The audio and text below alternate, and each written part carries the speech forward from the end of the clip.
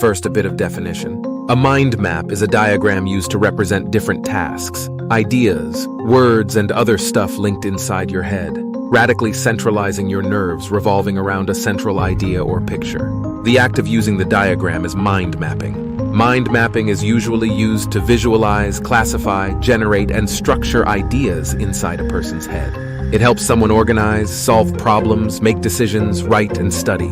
Elements depend on the intuitive approach of arrangements, from the importance of different kinds of concepts through grouping, areas or branches covering goals or semantic representation, and other side connections related to portions of the entire information. Mind maps also aid in recalling memories that dually exist.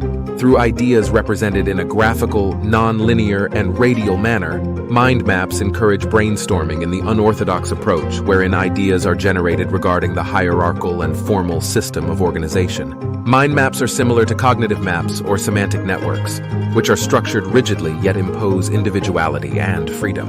Origins of maps made by the mind. Similar concepts or mind maps have been used for centuries now. It is evident in brainstorming, problem-solving, memory, learning, and visual thinking by psychologists, educators, engineers, and other professionals that need intensive review before a conclusion prevails. Network semantics was developed in the late 1950s, which was just a fundamental theory to understand the demonstrations of how human beings develop learning.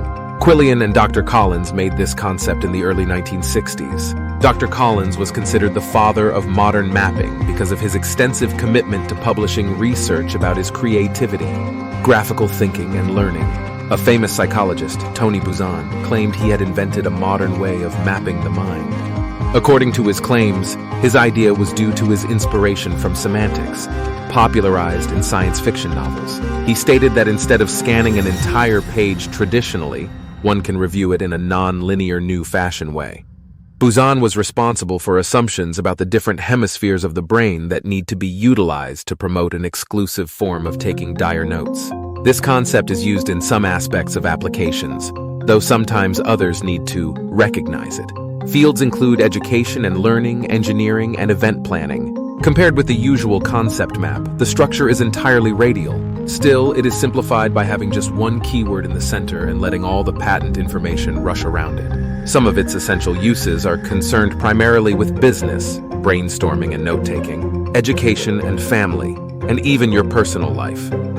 General clarification of thought, summarizing, and even revising of figures is also within the scope of mapping. People can use this as a structuralized system of involving one topic in a central idea and letting the associated information flow along it. Mind mapping is created around a single text, word, or idea in the page's center. Then, ideas, concepts, and terms associated with it will be added. This shows that everything is connected to a single view. It's more like deriving from one truth with several leaks.